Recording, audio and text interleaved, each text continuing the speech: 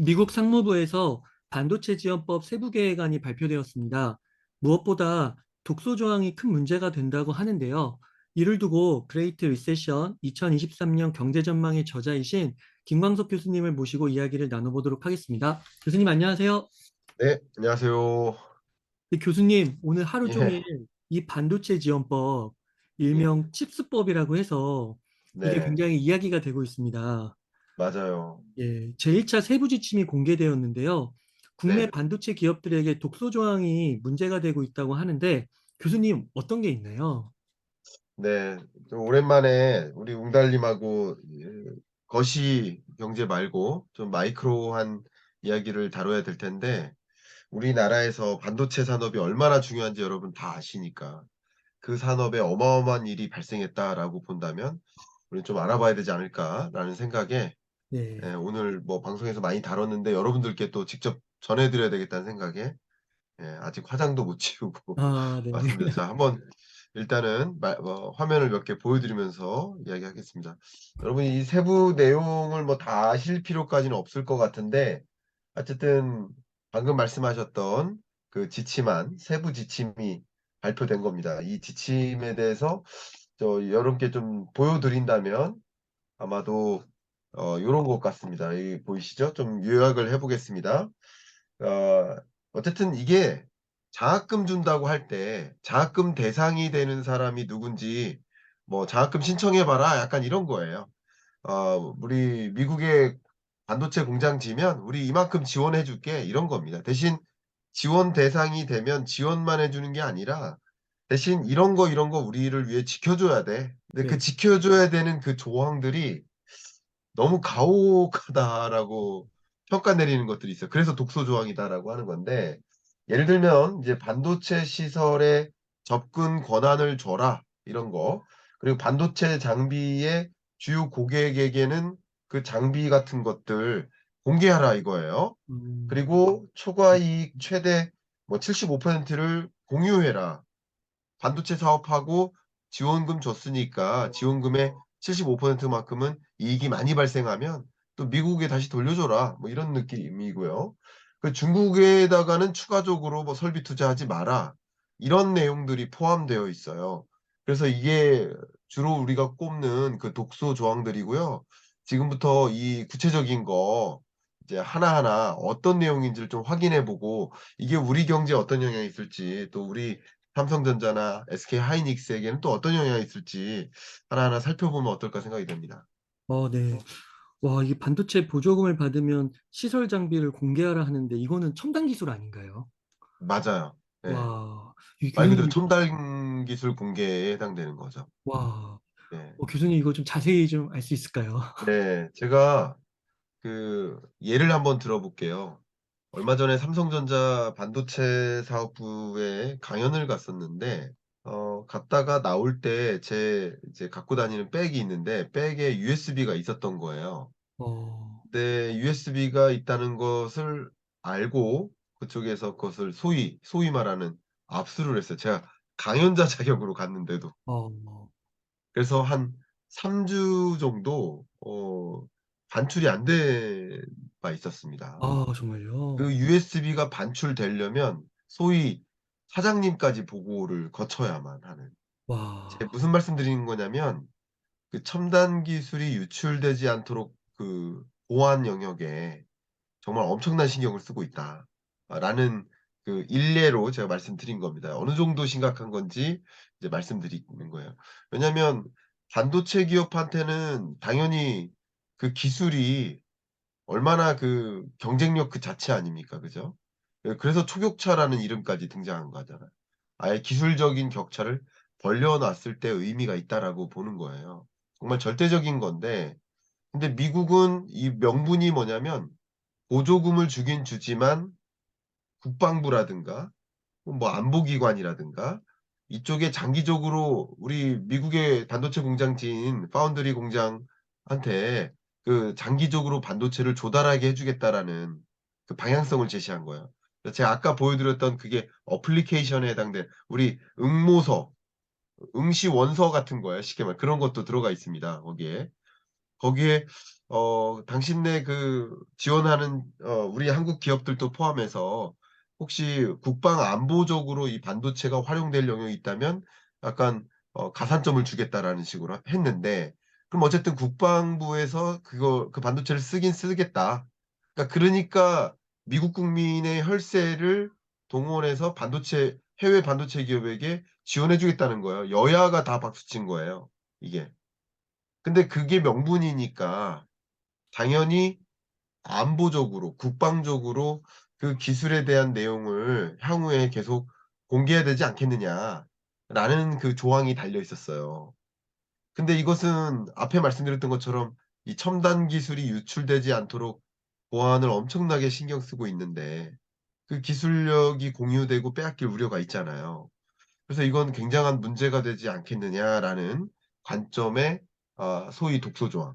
네. 첫 번째 내용. 독소 조항이 여러 개가 있지만 함축해 보면 그 첫 번째가 이 첨단 기술 공개라는 영역에 어떤 독소 조항이 있다. 이렇게 해석해 볼 수 있겠습니다. 와, 그러네요. 이거 좀, 와, 뭐라고 네네. 말이 안 나올 정도로 네. 이렇게도 할 수 있구나라는 생각이 들기도 하는데요. 네.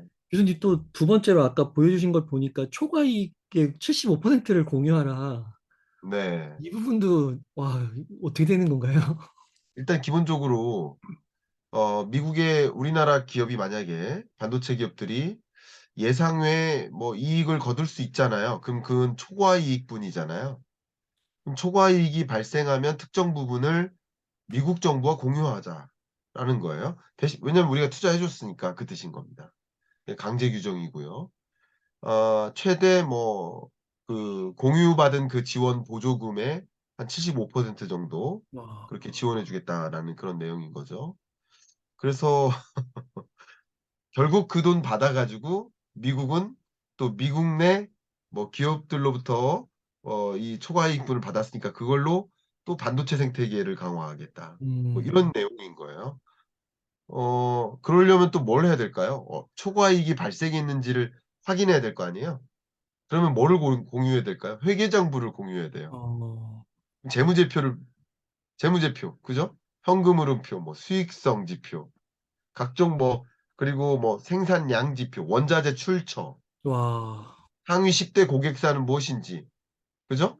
그 네, 생산 장비, 원료는 무엇인지 이런 관련된 모든 회계 서류를 다 공유해야 된다는 거예요. 이 영업 기밀 아닙니까? 영업 기밀을 요청하는 그런 행위가 될 수 있겠죠. 경영 활동 자체를 이제 어떻게 보면 감시받는 느낌이 될 수 있겠죠.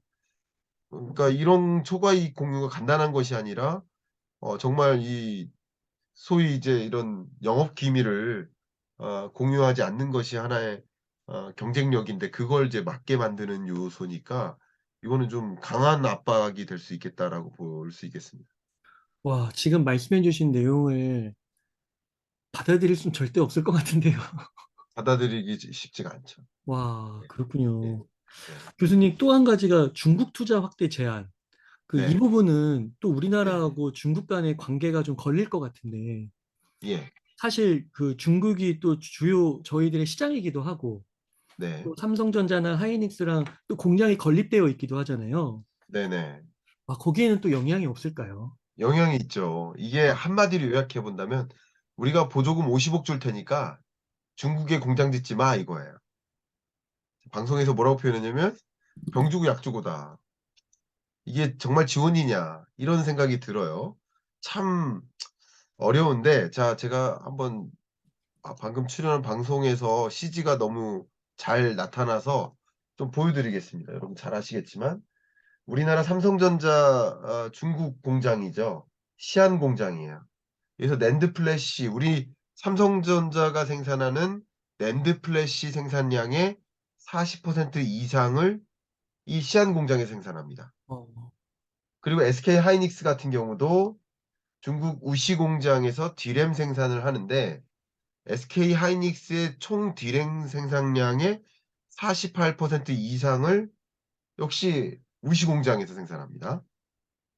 근데 이 그림을 한번 그려 놓고 생각해 보면 인제 향후에 추가적인 투자를 하지 말라는 거잖아요. 그러면 여러 가지 수요가 늘어날 수 있을 텐데 그러면 추가적인 중국의 설비 투자를 단행하지 말라는 거잖아요.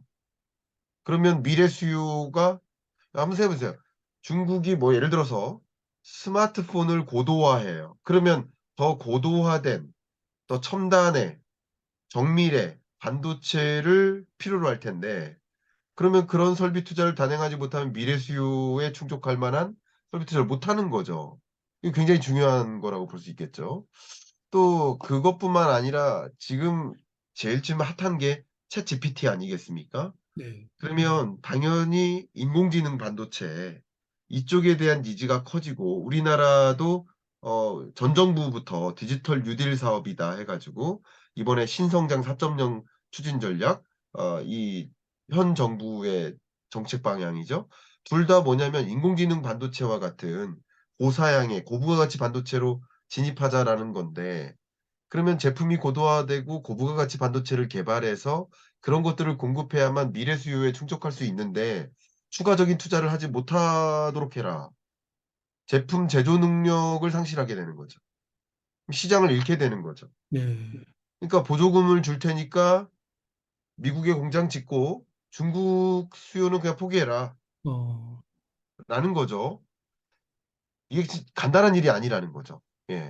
그런 압박이라고 볼 수 있겠습니다. 아, 네. 이게 쉽지 않은 독소 조항이 정말 많아 보이는데요.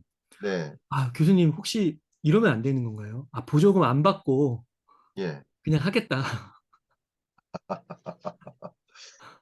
이게 간단한 일이 아니고 보조금 준다고 하는 게 그냥 보조금이 아니라 우리 동맹국과의 그 반도체 동맹을 강화하자라는 기본적인 국제 정치적인 배경이 깔려 있지 않겠습니까? 외교적인 그런 거.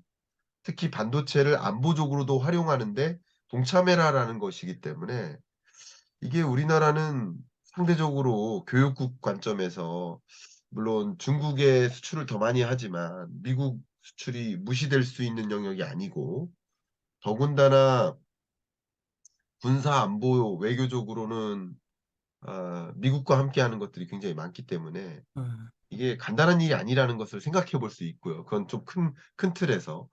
근데 이제 지원 규모만 봐도 그냥 안 받자니 지원 규모가 너무 큽니다. 어, 실제 삼성전자의 그 미국 그 텍사스주에 현재 파운드리 공장 건설하고 있지 않습니까? 테일러시에다가. 2024년에 가동을 목표로 하고 있습니다. 내년이면 가동될 거라고 보고 있는 거예요.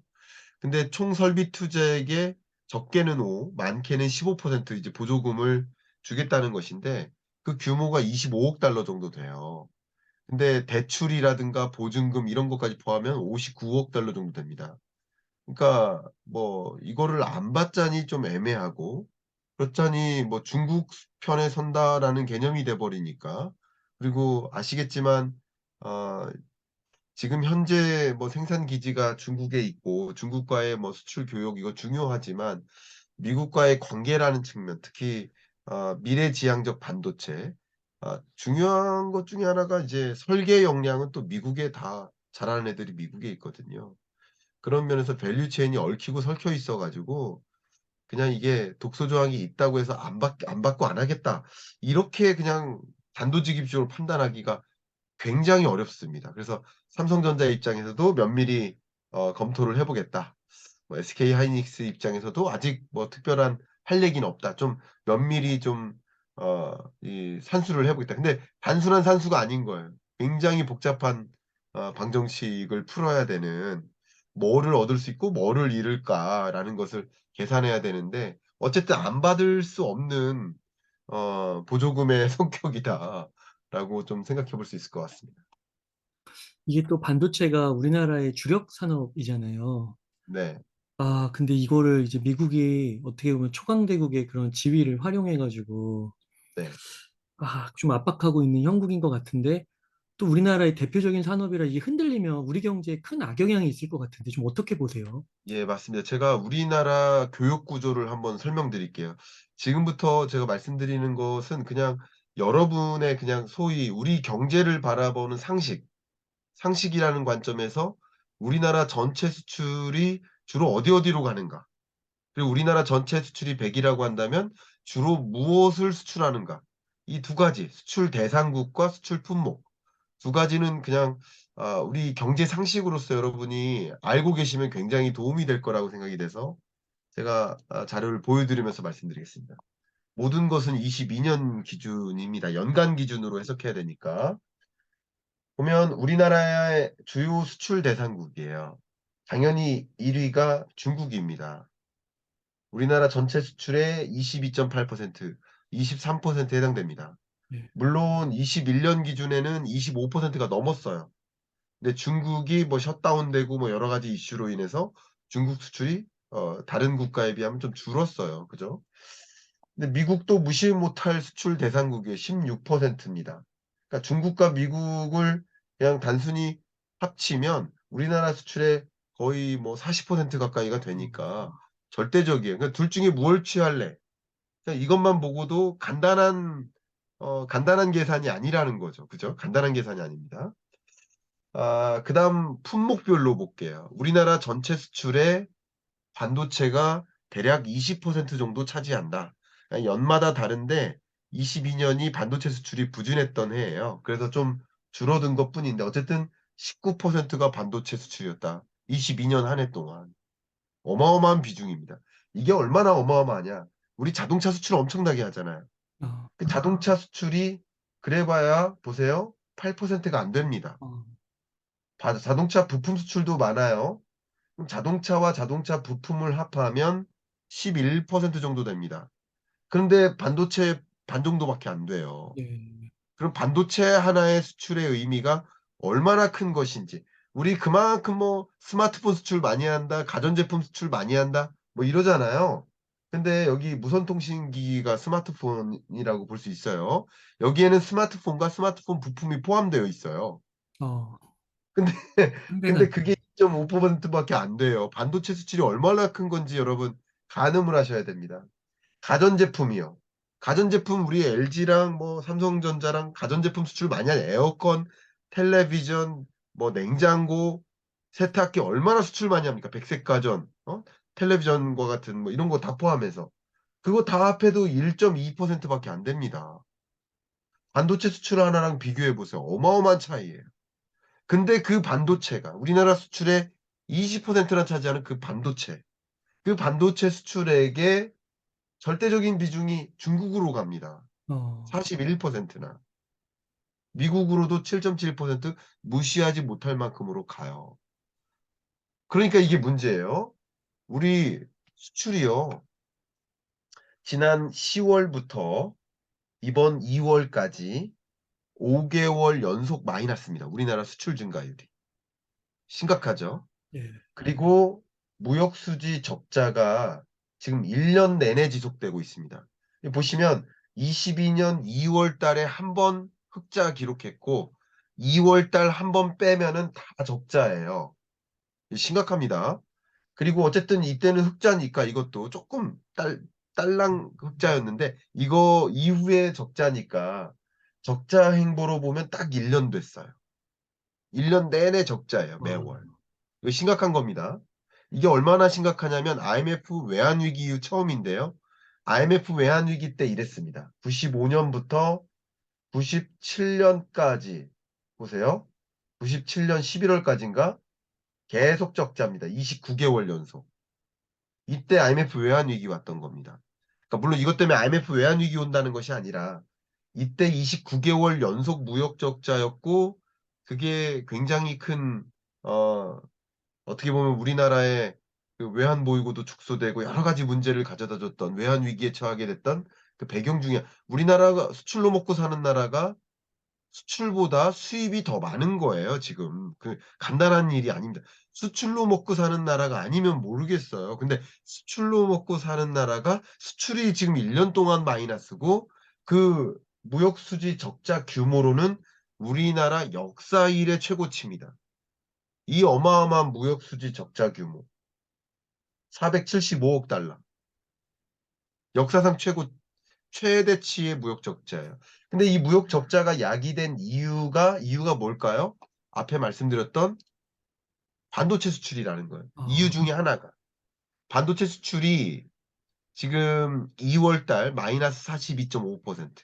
어, 근데 1월 달도 마이너스 44%. 지금 반도체 수출이 계속 마이너스예요. 이것은 이제 경기 침체 국면에 나타나는 거예요. 반도체 수출이 호락호락하지가 않습니다. 왜냐하면 경기 침체 국면이다. 그러면 기업들이 뭐예요? 설비 투자를 줄여요. 그럼 설비 투자를 줄인다는 얘기는 반도체가 필요 없어지는 거예요. 수요가 줄어요. 그리고 반도체가 뭐예요? 부품이잖아요. 우리 반도체를 안 사잖아요. 내구재에 들어가는 거예요. 여기 웅달님 쓰고 계시는 PC에, 우리가 쓰고 있는 이 스마트폰에, 여기에 들어가는 부품이 반도체인 거예요. 그죠? 자동차에 들어가는 부품인 거예요. 근데 경기 침체 국면에 수요가 급감하는 게 뭐라고, 그때 제가 뭐라고 했습니까? 내구재라고 했잖아요. 네. 내구재 수요가 급감하잖아요. 그럼 내구재를 이런 거 생산하는데 조달 계획을 미리부터 한다고 말씀드렸죠. 앞으로 경기 침체가 올 것 같아. 그러면 이거 생산 용량을 줄여야겠어. 그럼 이거 조달 계획을 줄여 잡겠죠, 당연히. 그러니까 반도체 수요가 주는 거예요. 수요가 주니까 반도체 가격도 떨어져요. 가격도 떨어지고 수요도 줄어요. 그러니까 반도체 수출이 녹록치가 않아요. 이런 국면이라는 거야. 그러니까 더더군다나 이런 국면에서 중국 공장 짓지 마라. 어, 단기적인 이슈가 커져 있는데 중장기적인 어떤 우리가 풀어야 될 숙제가 또 던져지는 거죠. 둘 중에 하나 선택하라는 거잖아요. 굉장히 심각한 상황이라고 우리는 해석해 볼 수 있겠습니다. 아, 네. 네. 와, 교수님, 이거는 단순히 삼성전자나 SK 하이닉스라는 기업 차원에서 나설 뿐만 아니라 정말 네. 우리나라 정부가 나서야 될 것 같은데요. 네. 정부가 뭐 해야 할 일은 없을까요? 저도 이제 웅달님하고 통화하면서 말씀드렸지만 지금 이제 사태가 너무 심각한 상황이어가지고 제가 주식 투자 관점에서 거론을 하고 싶지는 않습니다. 그냥 우리가 어떤 방식이든 뭔가 해결책을 모색했으면 좋겠다. 그것뿐이고요. 기업도 해야 될 역할이 있지만 뭐 저는 뭐 기업에게도 말씀드릴 수 있겠지만 정책적으로 고민해야 될 게 너무 많다. 이거 그냥 지켜만 볼 사항이 아니다. 이 말씀을 좀 강조해드리고 싶고요. 어쨌든 단기적인 대응 전략이 필요하겠고 장기적인 해안도 모색을 해야 되겠죠. 근데 단기적으로는 먼저 일단 한국에게 혹시 예외 조항을 마련할 수 있을지. 아, 왜냐면 우리나라 동맹국이니까. 대만하고는 다르잖아, 쉽게 말하면. 간단하죠. 반도체 강국 몇 개 있습니까? 근데 우리나라가 예외 조항이 되기가 어려울 수 있겠지만 최대한 우리나라의 여건은 이러하니, 그죠? 우리나라의 여건은 지금 상황이 이러하니 우리나라는 좀 예외 조항을 마련해 달라라는 외교적인 어떤 협상력이 정말 필요한 시점이라고 생각을 하고요. 또 정책적으로 중국 투자를 지금 당장 줄일 수는 없으니까 점진적으로 줄여갈 수 있도록 좀 시간적 여유를 마련했으면 좋겠다 하는 관점에서의 대응도 필요하지 않을까 생각이 됩니다. 또 장기적으로도 우리가 좀 고민해야 될 것들이 굉장히 많은데 이거 적성 우려 국가라고 표현합니다. 적성 국가 혹은 적성 우려 국가. 그러니까 미국 입장에서의 적성 우려 국가는 적의 성격이 있다. 아, 러시아, 중국, 그리고 이란 이런 나라들이 대표적이죠. 적성 국가 혹은 적성 우려 국가. 그러니까 그런 나라들에 대해서는 당연히 뭐 투자 제한 조치가 향후에도 뭐 강력하게 진행되지 않겠느냐 하는 것은 뭐 자명한 일 아니겠습니까? 그죠? 그렇기 때문에 이게 그냥 일시적인 그런 이벤트가 아니라 중장기적으로 그냥 세계가 둘로 쪼개지는 흐름이에요. 제가 우리 웅달님께는 그때 찍을 때 탈세계화라고 표현했죠. 아, 세계가 둘로 쪼개지는 거예요. 네. 그러니까 우리는 중장기적으로 고민을 하긴 해야 됩니다. 그러니까 생산 기지를 옮기긴 옮겨야 되는데 인도라든가 또 유럽이라든가 이런 등지로 어쨌든 그 생산 기지를 이전하고 새로운 생산 기지를 좀 확보할 수 있도록 그런 부분에 대한 정부의 어떤 고민 그리고 기업들을 적극적으로 그런 방향으로 안내하는 노력 이런 음, 것들이 기업의 노력과 함께 맞물려야 되지 않을까 생각됩니다. 아, 네. 정말 그 민간 기업과 함께 공공기관도 정부도 다 나서가지고 힘을 좀 합쳐야 될 것 같아요. 정말 말씀해주신 대로 너무 중추 산업이라서 어떻게 보면 국민들도 좀 관심을 갖고 임해야 되지 않을까. 네. 네. 잘 해결됐으면 좋겠는데 굉장히 어려운 난제를 우리는 마주하고 있다. 이렇게 아, 설명드리고 싶습니다. 네. 이 교수님, 그러면 끝으로 좀 강조하고 싶으신 말씀 있다면 좀 부탁드리겠습니다. 네. 뭐 이 반도체 지원법에 우리 기업들은 어떻게 대응을 하는지, 어떤 선택을 할 것인지, 이것은 정말 우리 경제에 지대한 영향을 미칠 것이고요. 우리 수출에도 영향을 미칠 것이고, 뭐 물론 여러분의 어떤 투자 관점에서도 지대한 영향을 미칠 것이기 때문에 해당 사항을 꾸준히 확인할 필요가 있지 않을까 생각합니다. 이렇게 해서 그레이트 리세션 2023년 경제 전망의 저자이신 김광석 교수님을 모시고 이야기를 나눠봤습니다. 긴 시간 동안 유익한 인사이트 많이 나눠주셔서 감사의 말씀드립니다. 오늘 고생 많으셨습니다. 감사합니다.